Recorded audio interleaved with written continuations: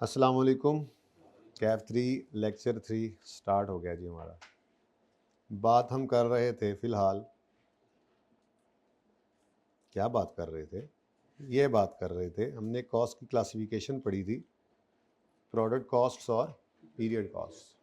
Product cost अगर manufacturing business हो तो किसी भी प्रोडक्ट की कॉस्ट के अंदर 3 तरह की कॉस्ट होती हैं। ये टाइप्स हैं कॉस्ट की, मटेरियल, बल्कि डिटेल में बोलें तो डायरेक्ट मटेरियल, डायरेक्ट लेबर और एफओएच। ठीक है। और अगर यही ट्रेडिंग बिजनेस हो जाए तो ये प्रोडक्ट कॉस्ट जो होती है, ये फिर हम ये चीज़ बना नहीं रहे होते, बनी बनाई खरीद रहे होते हैं, तो फिर प्रोडक्ट कॉस्ट बन जाती है purchase cost plus directly attributable cost. ठीक है। तो ये तो होगी प्रोडक्ट कॉस्ट। मैन्युफैक्चरिंग और ट्रेडिंग बिजनेस की अलग अलग होती हैं, लेकिन जो पीरियड कॉस्ट होती हैं ये प्रोडक्ट से रिलेट नहीं कर रही होती हैं, ये तो किसी स्पेसिफिक पीरियड के साथ रिलेट करती हैं। मैन्युफैक्चरिंग बिजनेस है या ट्रेडिंग बिजनेस है, अगर उसने बैंक से लोन लिया हुआ है तो बैंक को इससे क्या क्या चीज़ बनाकर बेच रहा है या बनी बनाई खरीद कर बेच रहा है। बैंक तो ये कहेगा कि मुझसे लोन लिया है तो इतने अरसे का इंटरेस्ट बनता है, इतने रुपए इतने परसेंट के हिसाब से वो दे दो, तो वो उस पीरियड के अंदर पीरियड कॉस्ट चार्ज हो जाएगी। ठीक है। तो पीरियड कॉस्ट हैं सेलिंग, एडमिन और फाइनेंस कॉस्ट। ठीक है। सेलिंग और एडमिन की क्या एग्जांपल दूं आपको? क्या मतलब कॉस्ट की एग्जांपल दे दूं? यार आपने जो शोरूम बनाया हुआ है जिसमें आप चीज़ें रख कर बेच रहे हैं, वो चीज़ें बेचने वाले शोरूम को अगर किराए पे लिया हुआ है तो उसका किराया उसकी सेलिंग कॉस्ट है आपके बिजनेस की। और अगर वो आपका अपना बिल्डिंग अपनी है, शोरूम अपना है, तो फिर आपकी उस शोरूम की बिल्डिंग की डेप्रिसिएशन आपका सेलिंग एक्सपेंस है। आपने वहाँ पर जो सेल्स पर्सन रखे हैं, सेल्स मैनेजर रखा हुआ है, उनकी तनख्वाहें जो हैं वो सेलिंग एक्सपेंस है। आपने चीज़ें इंट्रो में उधार पर बेची थी, उधार पे बेची थी ताकि ज़्यादा बिकें, उनमें से कुछ लोग भाग गए, तो bad and doubtful debt, bad expense जो है सेलिंग एक्सपेंस है। उसके बाद आपने कोई डिलीवरी व्हीकल्स रखे हुए हैं, आप अपनी चीज़ें कस्टमर तक पहुंचाते हैं, तो वो डिलीवरी व्हीकल्स की जो डेप्रिसिएशन और फ्यूल वगैरह के खर्चे हैं, ये सेलिंग एक्सपेंस है। काफ़ी है, जो और चलें कुछ? ठीक है, चलें और जी। अच्छा, तो इसको फिर मैंने आपसे अर्ज़ किया था कि पढ़ के आइएगा, तो आपने इनको पढ़ा? कोई मसला इसमें आया हो तो आप पूछ सकते हैं। किस किस ने नहीं पढ़ा? दलेरी से बताएं इस बात को, किस किस ने नहीं पढ़ा? जी, तुम्हारा तो पहला दिन है ना आज। ठीक है, तो पिछले लेक्चर नहीं लिए, मुंह उठा के आ गए हो, तो मुंह तो रख के आते कम से कम। किस किस का आज पहला दिन है? अब हाथ खड़ा करो दोबारा। किस किस का पहला दिन है जी? इधर इधर हाइब्रिड से सब हाथ खड़ा रखें जब तक मैं ना कह दूं कि पता तो लगे। ओके। तो ये लेक्चर्स जिन्होंने नहीं लिए अभी तक, पिछले अवेलेबल थे यूट्यूब पे, ज़रा वो हाथ खड़ा करें कि पहला दिन भी और पिछले लेक्चर्स भी नहीं लिए, वो हाथ खड़ा करें। माशाल्लाह, खान साहब तुसी ही हो बस, और कोई नहीं। बाकी सब ने लिए हुए हैं, इतने अच्छे हैं नहीं बाकी, बस तुमने मान लिए, बाकी ने माना नहीं। ठीक है, नीचे कर लो, कोशिश कर लेना। कल वाला लेक्चर तो लाजमी ले लीजिएगा। ठीक है, उसके अंदर बुनियाद जो चीज़ों की पढ़ रही होती है। बहरहाल, जिन बच्चों ने पढ़ा इस सारे को जो कहा था, ये ये मैं आज खुद पढ़ा देता हूँ। इसके अलावा जो पढ़ा था उसमें किसी को कोई मसला आया तो पूछ लें, वरना मैं आगे चलूँ। नहीं है मसला? पक्का? शीशा हो गया काम? चलो। अच्छा, फिर हम सवाल कर रहे थे कुछ कि जो हमने प्रोडक्ट कॉस्ट और पीरियड कॉस्ट की बात की थी, इसकी थोड़ी सी प्रैक्टिस हो जाए, तो मैंने आपको क्वेश्चन नंबर 2, 3, 4 और 5 भी दिया था ना होमवर्क में। ओह नो, चले कोई बात नहीं। तो 2, 3, 4 फटाफट कर लेते हैं, इधर ही कर लेते हैं, और 5 फिर बोर्ड पे कर लेते हैं। ठीक है, तो क्वेश्चन नंबर 2 पे आते हैं जी। क्वेश्चन 2 में वो कहता है,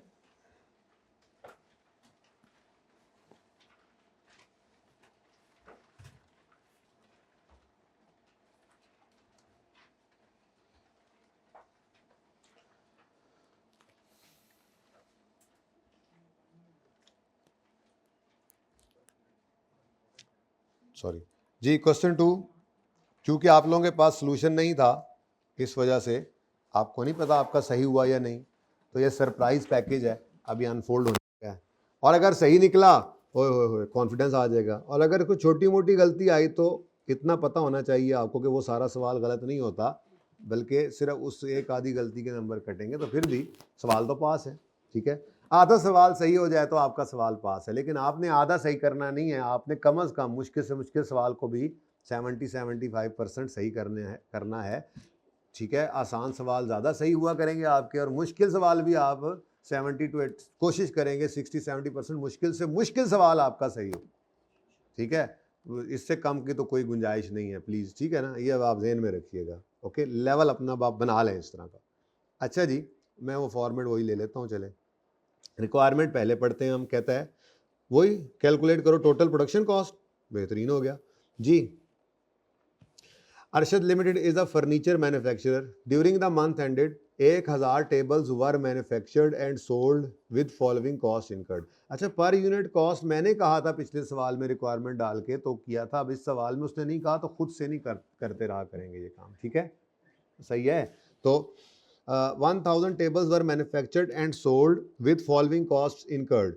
Wood costing 12 million was used to manufacture tables and would be considered as direct material. ठीक है। Wages of carpenter manufacturing tables amounted to wages of carpenters जो कि मैन्युफैक्चर कर रहे हैं टेबल्स, तो ये क्या है, डायरेक्ट लेबर।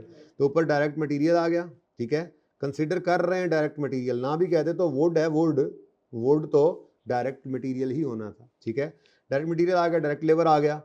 फैक्ट्री के सिक्योरिटी गार्ड की सैलरी फैक्ट्री ओवरहेड है, ठीक है, डायरेक्ट मटेरियल नहीं है, डायरेक्ट लेबर नहीं है, लेकिन फैक्ट्री का गार्ड है, वो जिस फैक्ट्री में प्रोडक्ट बन रही है, तो ये आपकी प्रोडक्शन की कॉस्ट आएगी। लेकिन एफओएच में डायरेक्ट मटेरियल डायरेक्ट लेबर नहीं है, पर फैक्ट्री की कॉस्ट है, तो ये एफओएच। ठीक है जी, 0.5 मिलियन है, 1000 में करें तो 5 लाख हो गया।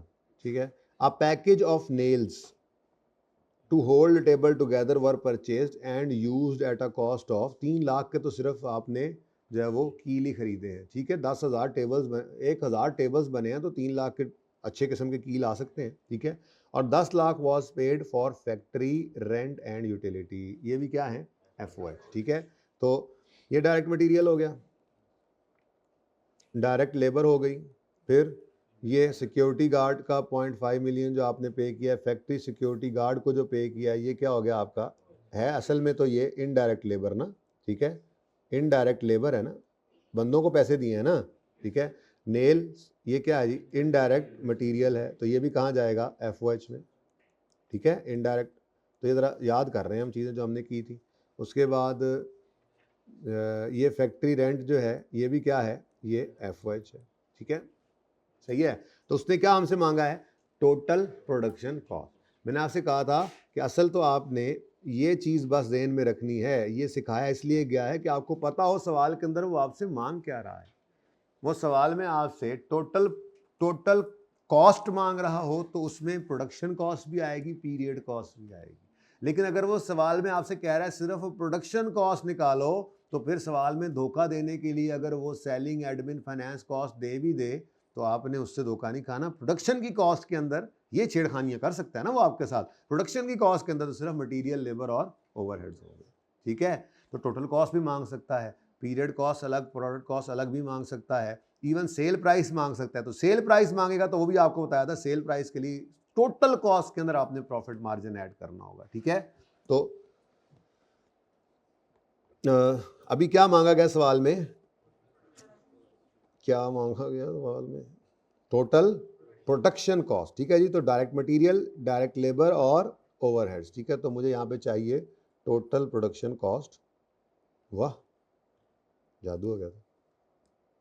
Total production cost of 10,000 tables. ठीक है, ये कितने टेबल्स की कॉस्ट है, ओ सॉरी 1000 टेबल्स, मैं ज़रा इस तरह से लिख लेता हूँ। तो ये टोटल मैंने प्रोडक्शन की कॉस्ट निकालनी है 1000 टेबल्स की। ठीक है जी, और वो मिलियंस में लिख रहा है, मिलियंस में भी कर सकते हो, 1000 में भी कर सकते हो, क्या पसंद करोगे। 1000 वाले हाथ खड़ा करें, मिलियंस वाले हाथ खड़ा करें, ज़्यादा हैं इनकी मान लेते हैं फिर। ठीक है, तो रुपीज़ इन मिलियन लें जी, आसान हो गया और ज़्यादा जी। वुड 12 मिलियन की, would is direct material cost. ठीक है जी, कितना, 12 मिलियन। यार ये ऑफ 1000 टेबल्स आपको समझ तो आ रहा है इतना दूर, चलो खैर लिखा हुआ है, लिखा है जी। डायरेक्ट मटेरियल कॉस्ट, फिर direct labour cost, direct labour cost कितनी है जी, ये 2 मिलियन। ये तो बहुत आसान सवाल है, ये तो सही होना था। फैक्ट्री सिक्योरिटी गार्ड 0.5 मिलियन पे किया, यानी 5 लाख। तो ये क्या है, ये इनडायरेक्ट लेबर कॉस्ट है, ठीक है।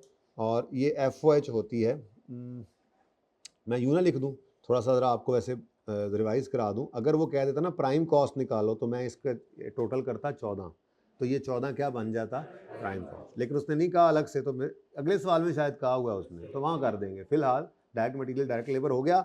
आगे आगे हेडिंग दे लेते हैं FOH की कॉस्ट। अब FOH कॉस्ट के अंदर बाकी सारी चीज़ें आ रही हैं, जिसमें सबसे पहले क्या आया आपका, इनडायरेक्ट लेबर, जो कि सिक्योरिटी गार्ड की सैलरी है, 0.5 है, 0.5 मिलियन। नेक्स्ट है नेल्स वगैरह खरीदे आपने, तो ये क्या है, इनडायरेक्ट मटेरियल, नेल्स का पैकेज, नाखून नहीं, कील। अच्छा, नेक्स्ट। और रेंट एंड यूटिलिटी, ये भी FOH होता है, 1 मिलियन। तो रेंट एंड यूटिलिटीज,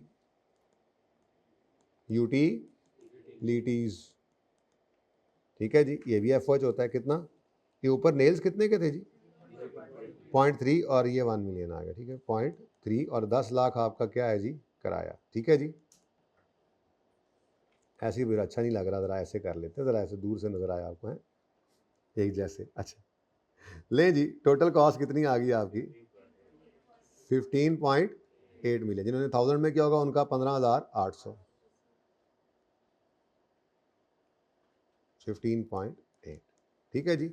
ये आपकी टोटल प्रोडक्शन कॉस्ट है जो उसने मांगी थी आपसे। कोई मसला, ये सही था। चलो, पैकेज चालू है अभी ना ये स्लो पॉइजन होता है ना, आहिस्ता आहिस्ता आसान आसान सवालों से।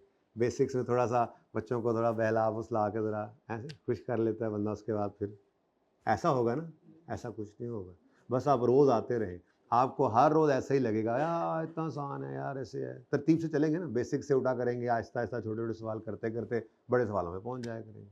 लेकिन जिस दिन आप छुट्टी करेंगे, अगले दिन आप जो आएंगे, तो आपको कुछ समझ नहीं आएगी कि क्या हो रहा है हमारे साथ। फिर आपको एफर्ट करनी पड़ेगी, एक्स्ट्रा रिस्क भी है।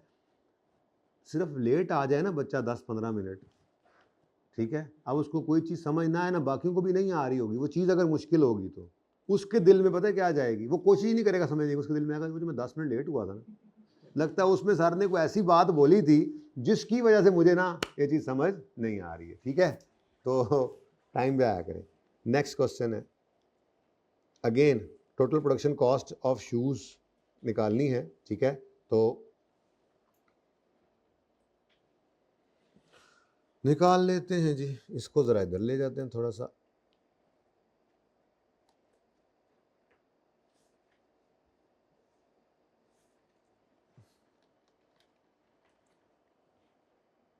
वक्त बचा लेते हैं। ले जी, शूज़ की टोटल कॉस्ट चाहिए, कितने शूज़ बनाए हैं पता नहीं, ठीक है। तो टोटल प्रोडक्शन कॉस्ट निकालेंगे हम, देखते हैं कौन से रुपीज़ में चलना है। सवाल को पढ़ना शुरू, सबसे पहले रिक्वायरमेंट इसलिए पढ़ी जाती है ताकि आप देख सकें, रिक्वायरमेंट को एड्रेस करना होता है ना जी, ठीक है। तो रिक्वायरमेंट एड्रेस करने का फ़ायदा ये होता है कि सारा सवाल आपको ना भी आता हो, आप पासिंग मार्क्स आराम से ले जाते हैं। पूरा सवाल तो कभी ऐसा नहीं होगा आपको कि ना आता हो, आप लोग पढ़ के जाते हैं। CA का बच्चा मेहनती बच्चा होता है, क्लासेस पढ़ता है, टॉपिक पढ़ता है। पास होना सबसे आसान काम है, यकीन कर लो बस मेरा। आप बस आते रहो पढ़ने, डेली टेस्ट हफ्ते का देते रहो, रोज़ाना 1 घंटा बस घर पे, ज़्यादा काम नहीं करना, सुकून से लगे रहो। 4 महीने का सेशन है और जितने पेपर रखे हुए हैं वो पास करो और आगे बढ़ो, तो सौदा बहुत नफ़े का है। परेशान कौन होते हैं, परेशान वो बच्चे होते हैं जो मैं बताता हूँ, जो होमवर्क के अंदर बैठ के, मैंने आपको कहा था ना कि अटेंशन से नहीं करते काम, मोबाइल भी साथ यूज़ कर रहे हैं, दोस्त के साथ गप्पे भी लगा रहे हैं ऐसे लंबी चौड़ी सोचें भी सोच रहे हैं। नहीं भाई, अगर आप अटेंशन के साथ होमवर्क करें तो 3 पेपर नॉर्मली बच्चे रखते हैं ना ज़्यादातर, तो 3 पर्चे रखने वाले बच्चे का क्लासेस के अलावा घर पे 3 से 4 घंटे से ज़्यादा टाइम नहीं लगना चाहिए। अब अगर एक बच्चा कॉलेज में 6 घंटे गुजार के चला गया, आने जाने का टाइम डाल लो, क्लासेस डाल लो, 4 घंटे उसने घर पे पढ़ लिया तो 10 घंटे है ना, बाकी 14 घंटे बच गए। और आने जाने में फिर 1 घंटा और डाल दो, खाने पीने का टाइम डाल दो, सोने का टाइम डाल दो, फिर भी आपके पास खेलने कूदने का टाइम बचता है। ये निकालना है आपने रोज़ाना एक्टिविटी। बेहतर होता है आप फिज़िकल एक्टिविटी अपनी रखें, असर से मगरिब कोई गेम हो आपकी, क्रिकेट खेलें, फुटबॉल खेलें, हॉकी खेलें, सांप वाली गेम ना खेलते रहना मोबाइल पे, गेम कोई रख लें हैं, ठीक है। कोई फिज़िकल एक्टिविटी होनी चाहिए आपकी, ठीक है। आप वॉक करने निकल जाएं, अगर आप लोग खेल नहीं सकते हैं वॉक करें, आप अपने आप फिज़िकल एक्टिविटी लाजिम कर लें। 3 से 4 घंटे ज़्यादा से ज़्यादा, इससे ज़्यादा नहीं। ये वो जिनके 3 पेपर हों, लेकिन कौन कर पाएगा ये? जिनका मोबाइल दूर होगा होमवर्क करते हुए उनसे, जो अटेंशन के साथ अलग कमरे में बैठ के खामोशी से कहीं पे काम करेंगे, आसपास दिमाग उनका नहीं जा रहा होगा, ठीक है। वरना तो क्या होगा, 1 घंटे का काम है 3-3 घंटे बैठ के कर रहे हैं, फिर 3 सब्जेक्ट है तो 9-9 घंटे। अब देखने वाले क्या कह रहे हैं, ओए हो बड़ा पढ़ता है, बड़ी मेहनत करता है, रिजल्ट आता है तो प्लीज़ अपने साथ ज़्यादती ना कीजिएगा, ठीक है। अपनी फिज़िकल एक्टिविटीज़ को, अपनी गेम्स को अपनी ज़िंदगी के अंदर लेकर आएँ, ओके। हाँ, थोड़ा सा तो क्लास में पढ़ा, ज़्यादा काम कोशिश करता हूँ मैं कि मैं क्लास में ही आपको करवा दूँ, ठीक है। कम काम घर पे होता है, लेकिन वो काम अटेंशन से करेंगे तो टाइम बचेगा तो खेलेंगे कूदेंगे फ्रेश रहेंगे, ठीक है। सही है ना। गलत आप लोगों ने सोच बना दी है लोगों की कि सीए वाले तो कोई खेलते नहीं, खेलेंगे आप अच्छा करके, ठीक है जी। अच्छा जी, अभी रोज़े हैं, अभी थोड़ा सा, वैसे तो हम रमज़ान में भी, मैं फाइनल के पर्चों के अंदर भी मैं आपको बता रहा हूँ, घर तैयारी करने जाता था, असर से मगरिब मैं ज़िंदगी में कभी नहीं पढ़ा था। ये तो अब आजकल ऐसा है कि कभी क्लास, सर्दियों में क्लासें अगर चल रही हैं तो क्लास पढ़ाते तो मजबूरी है, बंदा कभी कभी एक्स्ट्रा क्लास जैसे सर्दियों के सेशन में आ जाती है, वरना तो असर से मगरिब मैं ज़िंदगी में कभी नहीं पढ़ा था। मेरा अगले दिन पर्चा भी है ना, तो मैं एक दिन पहले जो है वो मैं ग्राउंड में ही बैठा हूँ। अगर गाँव में खेलता था ना तो लाहौर आ गया तो ग्राउंड में कोई मेरे खेलने वाला नहीं, तो ग्राउंड में जाकर वैसे ही बैठ गया, असर से मगरिब नहीं। तो अपनी ज़िंदगी के अंदर इन एक्टिविटीज़ को आपने रखना है, ये टाइम ज़ाया नहीं करती हैं आपका, ये टाइम आपका सेव करती हैं। आप रिफ्रेश F5 लग जाता है वो आपका, ठीक है ना, रिफ्रेश हो जाते हैं, ओके। अच्छा, लेकिन अभी मैं रमज़ान में भी हम तो खेलते थे, आप रमज़ान में चलो रोज़ा लग जाता है आप ना खेलिएगा, लेकिन ईद के बाद फिर आपने ये प्रैक्टिस करनी है। गर्मियों का सेशन है, दिन लंबा होता है, असर से मगरिब गेम करेंगे इंशाल्लाह, ठीक है। अब मुझे भी बुला लिया करना करीब कहीं, मैं भी आ जाया करूँगा, ओके। डन करें फिर, चलो। Hush Puppies private limited produced 5000 shoes in recent month ended 31 December. Following further details are available. HPPL spent इतने रुपए on all direct material for shoes including foam, rubber, various fabrics. 24 lakh was paid as wages for regular employees who are engage in manufacturing of, तो regular employees जो manufacturing में engage हैं, ठीक है, तो ये डायरेक्ट मटेरियल और डायरेक्ट लेबर दोनों आ गए। और HPPL ऑल्सो इनका साथ साथ लिखते चले जाते हैं, लेकिन बहरहाल एक बार सवाल पढ़ना ज़रूरी होता है, लाजमी, ठीक है।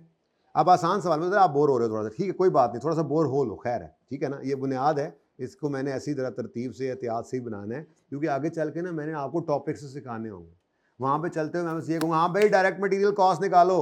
अभी हम उस स्टेज पे पहुँचेंगे 5वें सवाल के अंदर कि मटीरियल कॉस्ट ऐसे निकालनी है जी। 1 यूनिट ऑफ आउटपुट जो आप बनाते हैं उस पर 1.5 मीटर कपड़ा लगता है, ठीक है, और 1 मीटर का रेट है 125 रुपये लेट से, तो 1 यूनिट के ऊपर कितनी कॉस्ट आई, तो आप करोगे 1.5 मीटर इंटू 120 या 25 जो भी है, फिर ये 1 यूनिट की आई, तो फिर आगे कहेगा नहीं हमने तो 10,000 यूनिट्स बनाए हैं। तो अब जब आप आगे चल रहे होंगे ना, तो वहाँ पे तो बस फिर आपने ये 1 मिनट के अंदर निकाला करना है, तो बुनियाद यहाँ से बनाकर चलिए ना कि वहाँ पे जाके नया टॉपिक सीखने की बजाय आप इनमें फंसे हुए हो, ठीक है। बहुत आसान काम है। ग्लूज हैं, इनडायरेक्ट मटेरियल, मोल्ड, शू मोल्ड वो जो है उसका होता है सांचा सा होता है, ठीक है, उसके अंदर वो शूज़ बन रहे हैं, ठीक है। अब वो मोल्ड्स हैं, डाइज होते हैं, टूल्स होते हैं, मोल्ड्स होते हैं, ठीक है। ये कंज्यूमेबल टाइप चीज़ें ही होती हैं, बस एक्सपेंस बना लेते हैं इसको, ठीक है। अगर आप एसिड भी कहें उसको और कहें मैंने डेप्रिशिएट करना है तो भी, अमोर्टाइज करना है, वैसे होता तो नहीं है, लेकिन चलो कोई बहस कर भी ले तो अल्टीमेटली वो भी यहीं पर ही आना है। एनीवेज शूज़ मोल्ड क्या है ये आपका, बस ये आपका FOH है, ठीक है। Okay, 320 on wages of factory security, indirect labor, shipment of shoes from factory to outlet. Oh, तो ठीक है ले लेंगे। टोटल प्रोडक्शन कॉस्ट कही है, यहीं पे तो आके आप थोड़ा समझना शुरू करेंगे, हमारे सवाल की रिक्वायरमेंट के हिसाब से ये कॉस्ट हमारे लिए रेलेवेंट नहीं है। आगे, एंड 1,20,000 ऑन अदर मैन्युफैक्चरिंग, बिल्कुल ही आएंगे। A loan of 5 million was borrowed from bank, यार क्यों कह रहे हो मुझे ये, ठीक है फाइनेंस कॉस्ट आनी है, पर मेरे सवाल की रिक्वायरमेंट के हिसाब से ये कुछ भी नहीं आएगा, ठीक है। Basic salary of 15 lakh plus commission of 8 lakh was, फिर वही सेल्समैन, यार हद हो गई यार, इग्नोर, ठीक है। तो इग्नोर करने का तरीका है आप लिख देंगे एक छोटा सा नोट डाल के, ताकि उसको पता लगे एग्जामिनर को कि आपको समझ है कि आपने ये क्यों छोड़ा है, ठीक है। तो आप एक लाइन एंड पे लिख दीजिएगा कि सिर्फ इतना सा लिख देना, सिर्फ इतना सा लिख देना कि शिपमेंट कॉस्ट,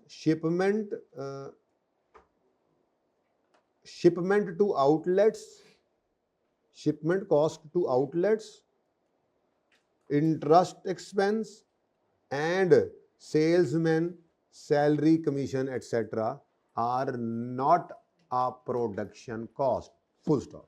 ये नहीं कहना कि ये फलां है, ये फलां है, मेरे सवाल के हिसाब से मैंने क्यों छोड़ा, ये जो भी है प्रोडक्शन कॉस्ट नहीं है, ठीक है। तो ये नोट इस तरह से, दो तरीके हैं, या तो आप इस तरह फॉर्मेट के अंदर यहाँ पे लिखो sales commission etcetera dash shipment to outlets dash, ताकि उसको पता लगे कि लिख के इसने नहीं लिया, या इसमें तो टाइम लग जाता है ज़्यादा, नीचे एक नोट डाल दें कि ये मैंने इग्नोर किया है एग्जामिनर, मुझे पता है कि ये क्यों नहीं आना, ठीक है। लिखना लाजमी है, वरना देखो ना वे, वो मेरा भाई बैठा एंड पे, एक उसको समझ नहीं आई तो उसने नहीं लिखा, और एक मैं था मैंने समझ कर नहीं लिखा, तो उसको भी 1 नंबर मिले, इसका मुझे भी 1 नंबर मिले, तो ये कोई इंसाफ हुआ, ठीक है ना। तो आपने कुछ भी इस सवाल में इग्नोर करना है ना, तो एक छोटा सा नोट डाल के बता देना है कि ये मैंने इग्नोर किया है, बस ये बोल दो ये मैंने इग्नोर किया है, दैट्स इट। पता हो उसको कि इसको समझ आ रही थी, इसने जानबूझ के छोड़ा इसको, ठीक है।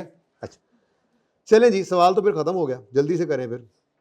ये 1000 में कर लेते हैं यार, रुपीज़ इन थाउजेंड्स ये कर लेते हैं ज़रा फिगर्स। 8942 बन गया डायरेक्ट मटीरियल, 8942 आ गया, ओके। इसको कहते हैं ट्रांसपोजिशन एरर, मैंने कहा समझा दूं जरा।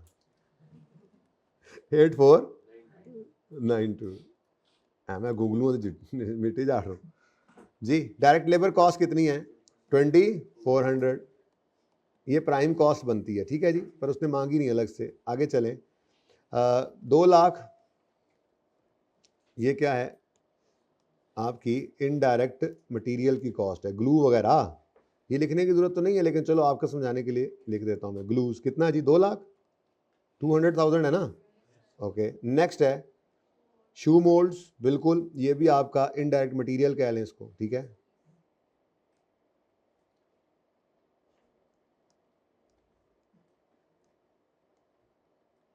कितना जी 100, 220। Next wages of factory security guard, indirect labour आ गया,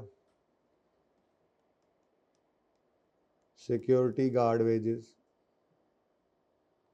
कितना 320। नेक्स्ट है, आगे देखो, ये तो मैंने वो इग्नोर वाली लाइन में डाल दिया, ये आएगा 1,20,000 के अदर मैन्युफैक्चरिंग ओवरहेड्स,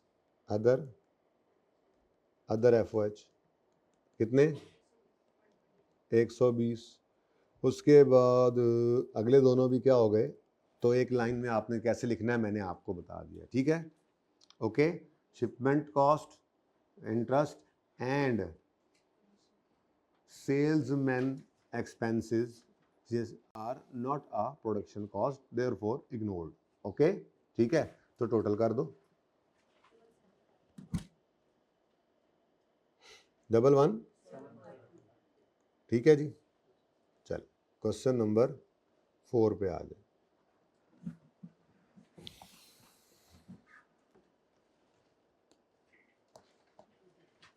जी। यार ये तो टाइम ज़ाया किया हमने, है ना। चलो खैर, अब alpha private limited has to submit a bid for special order. अच्छा, ये जो असल में सवाल आएंगे ना, ये इंशाल्लाह चैप्टर 15 है डिसीजन मेकिंग का, रेलेवेंट कॉस्टिंग का, तकरीबन हमारे 12-14 दिन लग जाते हैं इस पर, बहुत इंपॉर्टेंट टॉपिक है, उसके अंदर ये रिक्वायरमेंट हुआ करती है।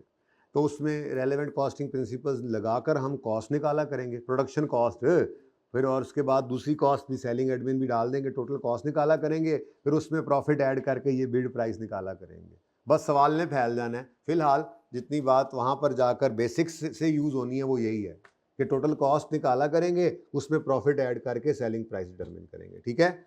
अच्छा, अब alpha limited has to submit a bid for special order to supply 10,000 units of ceramic salad bowls, ठीक है जी।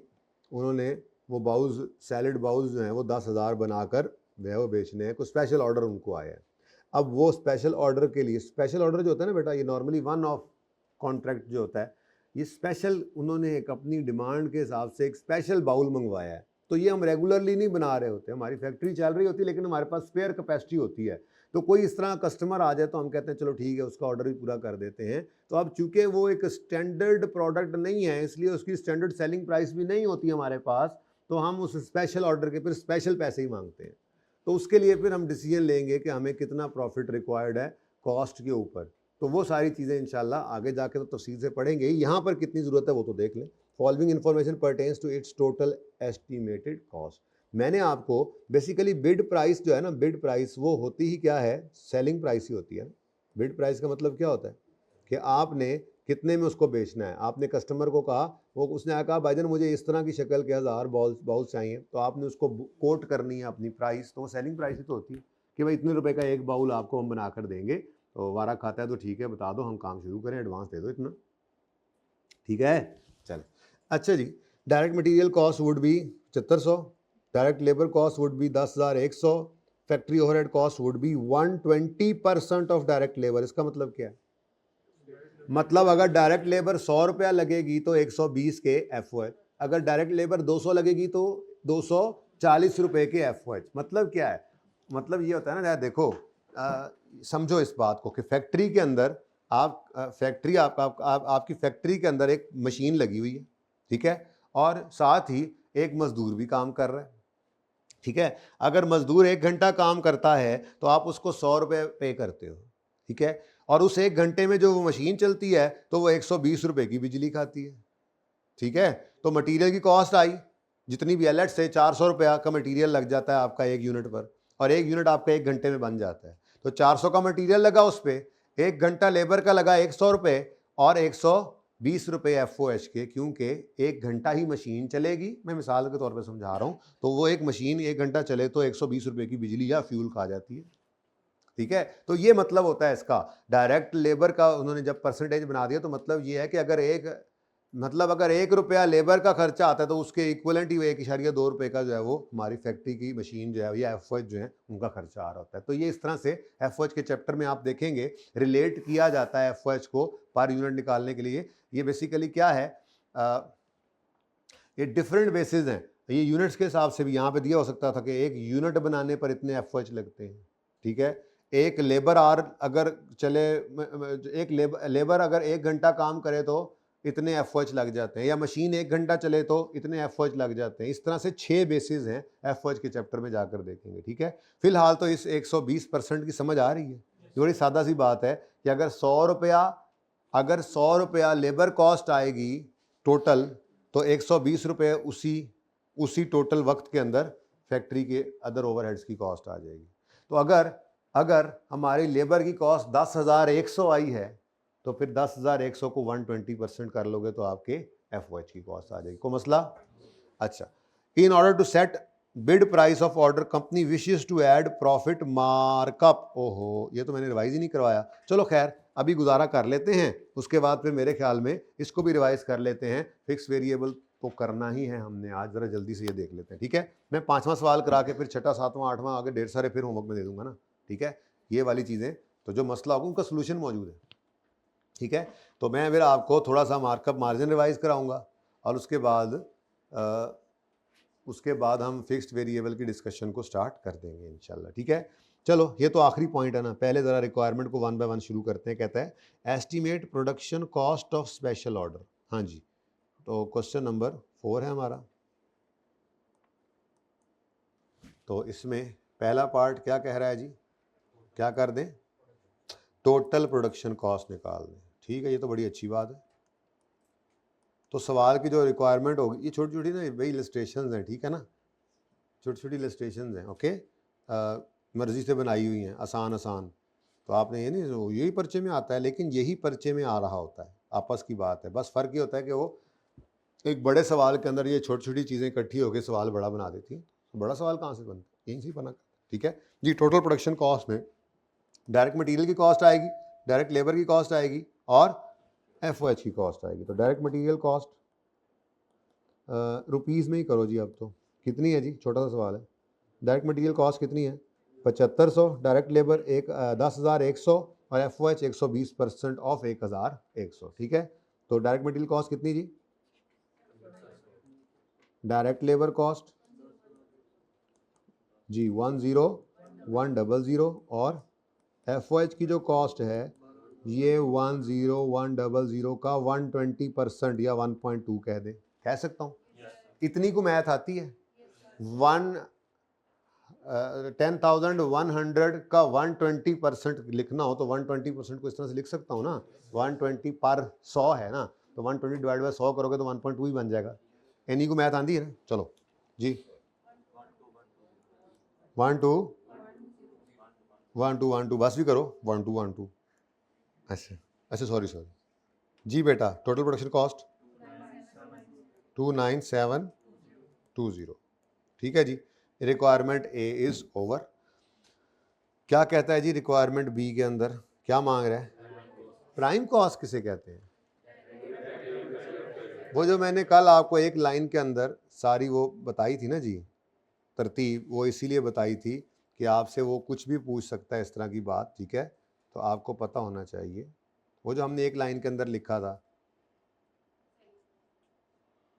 सेल प्राइस का जो फॉर्मूला लगाया था, ठीक है। चलो 4 पार्ट्स ही है ना कि 5 है?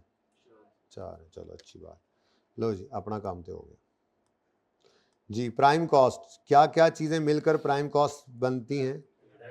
डायरेक्ट मटेरियल कॉस्ट और डायरेक्ट लेबर कॉस्ट, ठीक है जी। डायरेक्ट मटेरियल कॉस्ट और डायरेक्ट लेबर कॉस्ट। तो वही सवाल है, डिफरेंट तरह से आपको पूछा गया था। 10,000, यार ये तो बहुत ही कम होमवर्क दिया है मैंने। चलो खैर जी, ये तो मेरे ख्याल में आपका 15-20 मिनट में हो गया होगा। 15 मिनट में, 1 घंटे का तो होता है यार। चलो सॉरी, आइंदा मैं ख्याल रखूँगा।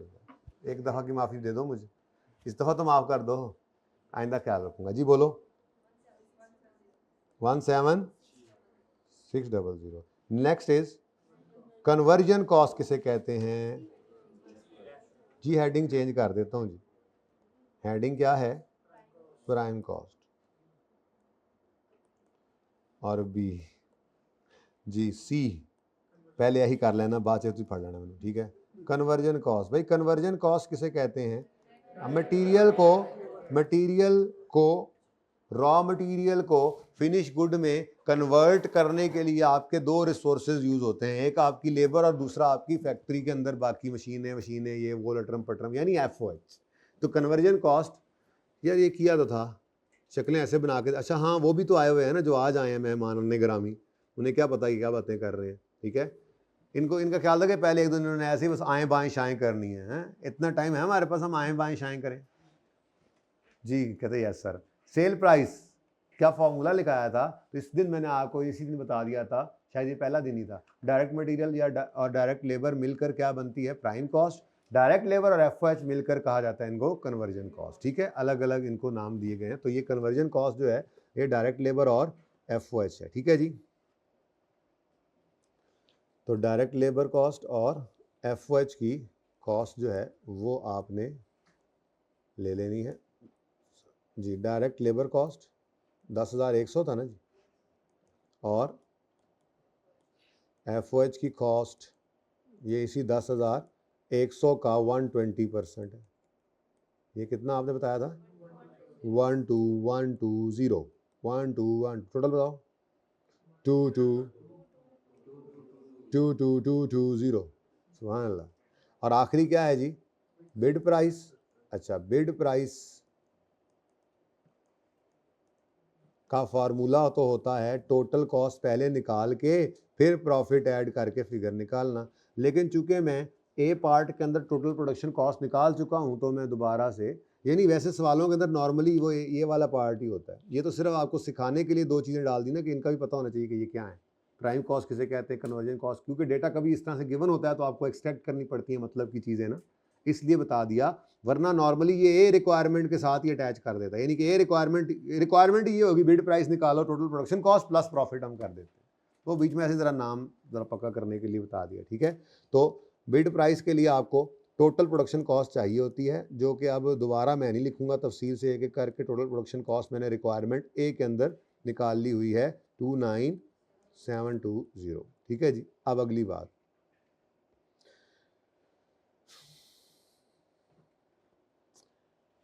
in order to set bid price of order, company wishes to add a profit markup of 20%, 40% on total production cost, यानी 40%। अच्छा, मार्कअप मार्जिन रिवाइज किए बगैर भी काम चल सकता है मेरे ख्याल में। छोड़ो अभी ऐसे डी ट्रैक ना हो जाए, देख लेते हैं। बहरहाल सादा सी बात है कि आपकी जो टोटल प्रोडक्शन कॉस्ट है उसका आप 40% लो, ये आपका प्रॉफिट है। ठीक है ना? नहीं मज़ा आ रहा इस बात से? वैसे ये करना है हमने। परसेंटेजेस जो है ना आपकी बेसिक्स के अंदर, मैं दिखा देता हूँ सवाल आपको कहीं पे, कहाँ पे दिखाऊँ अब, ताकि आपको तसल्ली रहे कि करना तो है हमने। ये देख रहे हैं आप, ये प्रैक्टिस ऑफ परसेंटेज कैलकुलेशंस, तो इसके अंदर ये मार्जिन मार्कअप वगैरह की मैंने आपको ये परसेंटेजेस के अंदर जाकर रिवीजन करवानी है मैंने बेसिक्स में। पर अभी मेरा दिल नहीं कर रहा, अभी मेरा दिल है कि जो तरतीब चल रही इसको चलने दें, फिक्स वेरिएबल कर लें। ये एक दफ़ा आ गया, माफ़ी दे दो, अब बार बार आना तो है ही, इसने अच्छे से करके ही आगे जाएंगे, क्योंकि ये बहुत ही इंपॉर्टेंट, परसेंटेजेस वाला काम बहुत इंपॉर्टेंट है हमारे पास। ये हमारे CMA के अंदर बार बार इन्होंने इस्तेमाल होते ही रहना होता है। ठीक है, इनसे कोई बचत नहीं है। अच्छा, तो फिलहाल तो मैं ये कह रहा हूँ कि आप वो कर दो ऐड प्रोडक्शन कॉस्ट का 40% एज प्रॉफिट। तो प्रोडक्शन कॉस्ट कितनी है?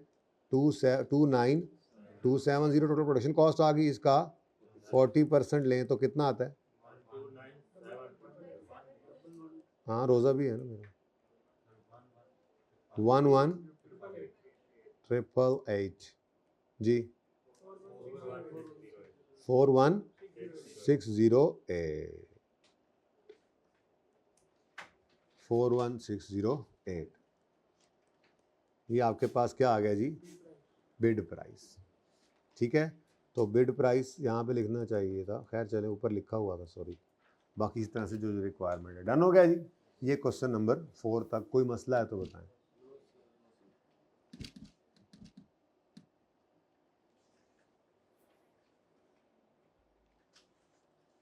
सबके सही थे ये सवाल? चलो, गलत होने शुरू भी हो जाएंगे, थोड़ा टाइम लगेगा, अभी हफ्ता एक लगेगा। शुरू में तो ऐसा नहीं होगा ना, आगे चल के जब बड़े होंगे ना, होमवर्क में सवाल जाएगा, वो गलत होगा। सोल्यूशन यार, क्या सोल्यूशन का इस बार सोच रहा हूँ कि मैं नोट्स का, अभी संडे आ गया ना तो नोट्स बनाऊँ तो सोल्यूशन साथ ही डाल दूँ जो कि मैंने देने होते हैं अलग से। लेकिन मेरा दिल नहीं मान रहा इस बात को, बड़ा परेशान हूँ मैं। और 4-5 बच्चे गए थे, उनको ढूंढ दें मुझे, जिन्होंने CA में पढ़ा हो, इधर पेपर दे लिया हो, और अभी तक उन्होंने ढूंढ के नहीं दिया।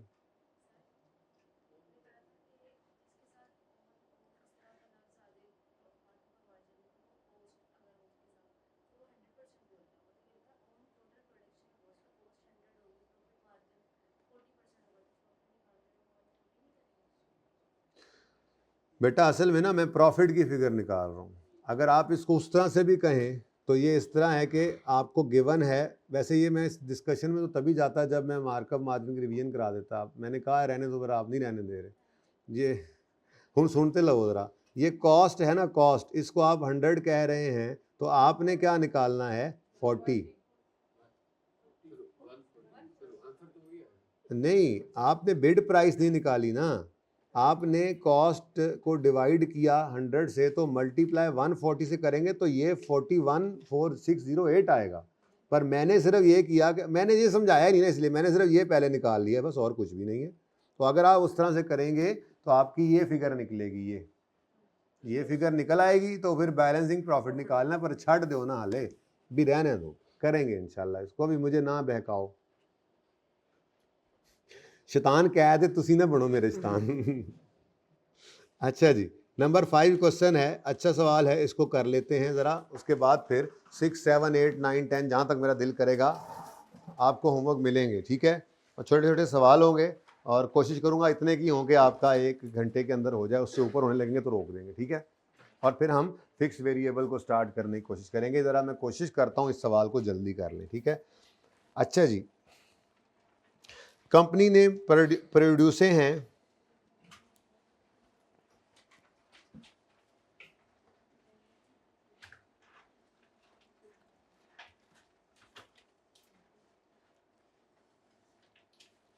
अच्छा जी, एक बात है, अगर मैं आपसे कहूं कि मुझे डायरेक्ट मटेरियल की कॉस्ट निकाल दो, और मैंने आपको जैसे मैंने बताया था कि मेरे एक यूनिट पर लेट्स से 5 फुट लकड़ी लगती है, तो बेसिकली मैंने आपको डायरेक्ट मटेरियल की क्वांटिटी जो है वो बताई है पर यूनिट, ऐसे ही है।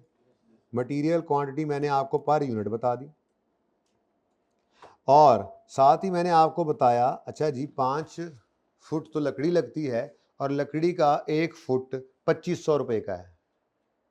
तो आप क्या करोगे, आप 5 को मल्टीप्लाई करोगे 2500 से, तो आपकी क्या आ जाएगी, डायरेक्ट मटेरियल कॉस्ट। अगर ये 1 यूनिट पर लगने वाला क्वांटिटी है तो ये डायरेक्ट मटेरियल कॉस्ट भी फिर पर यूनिट ही आएगी, ठीक है। और अगर आपको वो कह दे टोटल कॉस्ट निकालो, तो आप कहोगे अच्छा फिर ये बताओ कि तुमने कितने यूनिट टोटल बनाए हैं, तो 1 यूनिट की जो कॉस्ट है उसको मल्टीप्लाई कर दोगे टोटल प्रोडक्शन से, ठीक है। तो basically direct material cost per unit निकालने के लिए आपके पास डेटा इस तरह से गिवन था कि क्वांटिटी पर यूनिट गिवन थी, और रेट भी, यानी मटेरियल का रेट, मटेरियल प्राइस कह दो, मटेरियल प्राइस आपको गिवन थी पर, लेट्स से मैं कहता हूं कि जी मेरे ये यूनिट 1 बनाने के लिए मुझे इतने किलो का मेरा मटेरियल लगा, तो किलोस इनटू रेट पर किलो। लीटर्स इतने लगते हैं तो लीटर्स क्वांटिटी में लिख के इनटू रेट पर लीटर गिवन होगा। मीटर्स इतने लगते हैं, रेट पर मीटर गिवन होगा। बात समझ आ रही है। तो यहाँ पे कुछ भी ले लो, मटेरियल प्राइस पर केजी कह लो, पर यूनिट, पर लीटर, क्या मीटर था पहले, फुट था, मीटर कह लो, लीटर कह लो, केजी सबसे आसान है, ये लो, मिसाल ही है। ऐसे ही आपको डायरेक्ट लेबर कॉस्ट निकालनी पड़े, अभी तक आप ये काम नहीं कर रहे थे, 5वें सवाल से ये काम शुरू हो रहा है, और सीएमए में तो यही काम होना है आपको। आपको कहा जाएगा एक कैलकुलेटर बनाने पर, एक ये मार्कर बनाने के ऊपर हमारी लेबर का आधा घंटा लगता है, लेट से ज़रा कम होगा, 1.5 घंटा लगता है, ज़रा ऐसे ज़रा, ठीक है, 1.5 घंटा लगता है, और हर घंटे के उनको हम 100 रुपये पे करते हैं। तो फिर मुझे इस एक मार्कर की अगर लेबर कॉस्ट निकालनी पड़ेगी तो मैं क्या करूँगा, 1.5 आवर्स पर मार्कर, यानी पर यूनिट, ठीक है, 1.5 hours per unit into rate per our.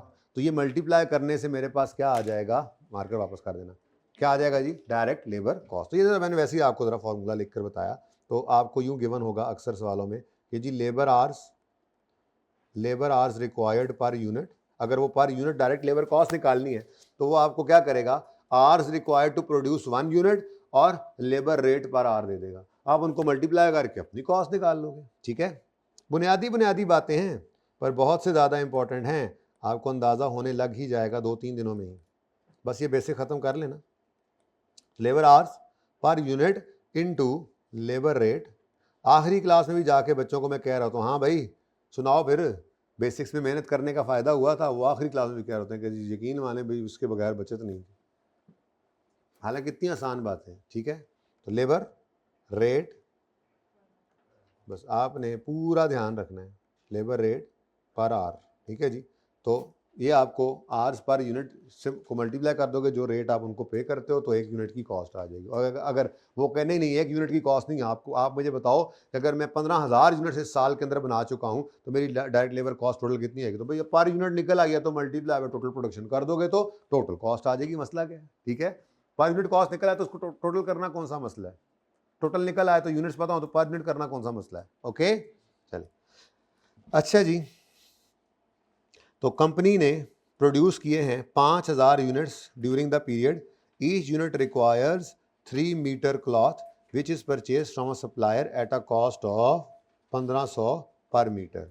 वो कहता है कैलकुलेट करो direct material cost per suit and in total.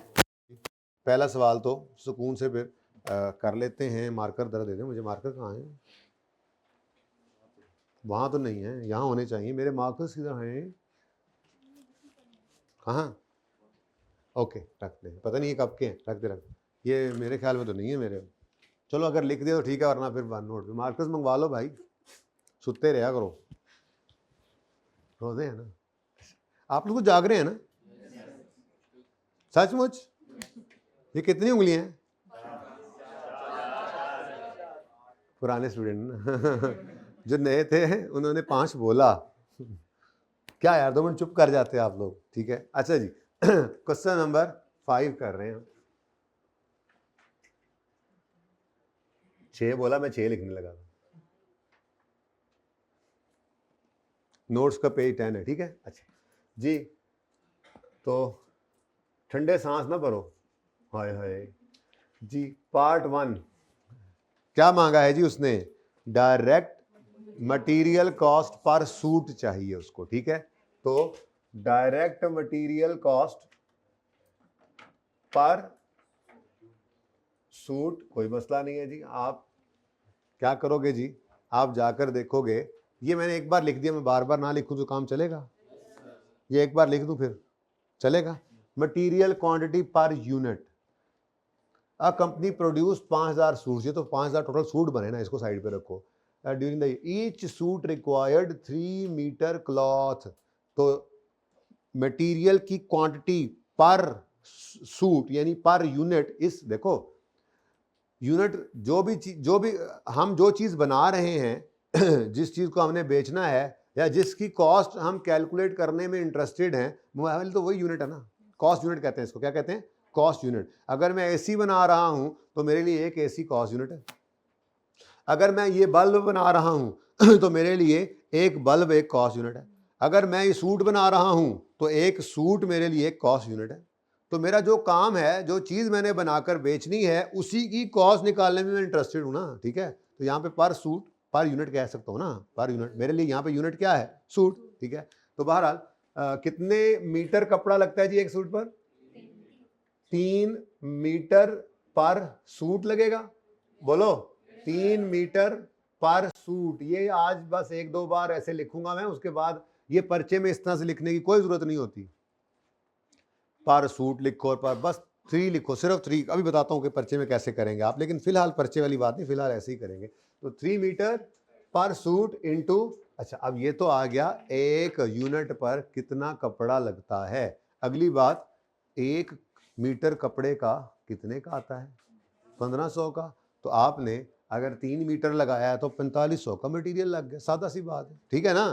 तो इनटू रुपीज 1500 पर मीटर, तो आंसर क्या आ गया जी हमारा? ₹45। लेकिन ये क्या है? पर सूट, ठीक है। अब पेपर वाला वर्जन पता है क्या है? पेपर वाला वर्जन पता है क्या है? 3 into 1500 is equal to ₹40।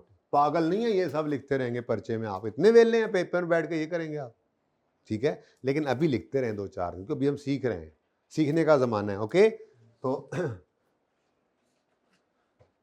Next second, अच्छा ये तो आ गया ना पर सूट। साथ ही उसने क्या कहा है कि टोटल भी निकालो, तो direct material cost per suit. अच्छा ये जो आपने किया, इससे आपको ये क्या मिल गया? पर सूट। आप इसको टोटल सूट से, मैं तो कहता हूं एक ही स्टेप में कर देते हैं, क्या ख्याल है? टोटल सूट से मल्टीप्लाई कर दोगे तो ये तो डिपेंड करता है ना आपसे रिक्वायर क्या किया गया है, पर यूनिट निकालना है या टोटल निकालना है। अगर टोटल निकालना था, सवाल कर रही सिर्फ टोटल मांग लेता, तो मैं ये वाली ब्रेक ही ना लगाता, इसको ब्रैकेट में ले लेता और कहता भाई ये 1 यूनिट की कॉस्ट आ गई मटेरियल कॉस्ट, इनटू इतने यूनिट मैंने बनाए हैं। ये 1 सूट की कॉस्ट आ गई इनटू इतने सूट मैंने इस पीरियड में बनाए हैं, ठीक है। लेकिन चूंकि उसने अलग अलग मांग लिया था तो मैंने एक ब्रेक लगा दी, ठीक है। आओ जी, कितने सूट्स बनाए हैं?